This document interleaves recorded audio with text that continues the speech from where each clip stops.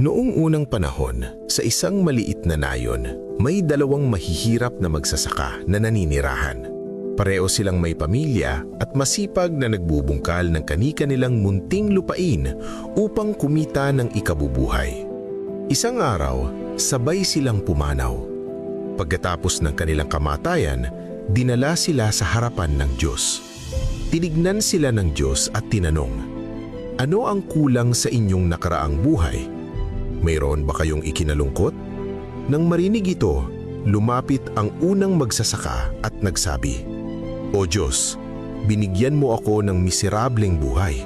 Wala akong anumang pag-aari. Araw-araw akong nagtatrabaho sa bukid na parang hayop at ang kinikita ko ay halos sapat lang para sa akin at sa aking pamilya. Hindi ako kilanman nakapagsuot ng magagandang damit o nakaranas ng kasiyahan tulad ng iba. Palaging walang laman ng aking mga kamay.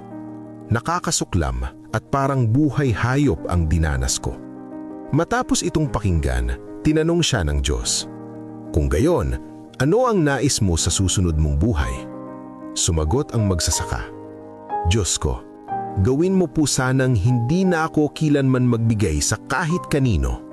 Gusto ko lamang na ako ang tumanggap mula sa lahat." Tumanggo ang Diyos at sinabi, "Matatanggap mo ang iyong hinihilin. Maaari ka nang umalis." Pagkatapos niyang umalis, hinarap ng Diyos ang ikalawang magsasaka at tinanong, "Ikaw naman, ano ang kulang sa iyong nakaraang buhay?" Magalang na nag-cross ng mga kamay ang ikalawang magsasaka at nagsabi, "O Diyos, ibinigay mo na po sa akin ang lahat. Ano pa po ang hihilingin ko? Binigyan mo ako ng mabuting pamilya at sapat na lupain upang pagtrabahuhan at pakainin sila. Lubos akong nagpapasalamat sa lahat ng ito. Ngunit may isang bagay akong labis na pinagsisisihan. May mga pagkakataong may mga taong gutom at uhaw na kumakatok sa aking pintuan. Nakakapagbigay ng tubig, ngunit wala akong maibigay na pagkain. Umaalis silang gutom pa rin. Ang pagsisising iyon ay nananatili pa rin sa aking puso hanggang ngayon." Tinanong siya ng Diyos, "Kung gayon, ano ang nais mo sa susunod mong buhay?" Yumuko ang magsasaka at nanalangin, "Diyos ko, ipagkaloob mo po sana sa akin ang kakayahang matiyak na walang sinumang mauuhaw o magugutom kapag lumapit sa aking pintuan. Nais kong makapagbigay sa lahat."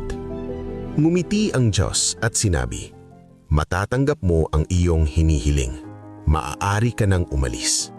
Sa kanilang mga susunod na buhay, muling isinilang ang dalawang magsasaka sa parehong nayon.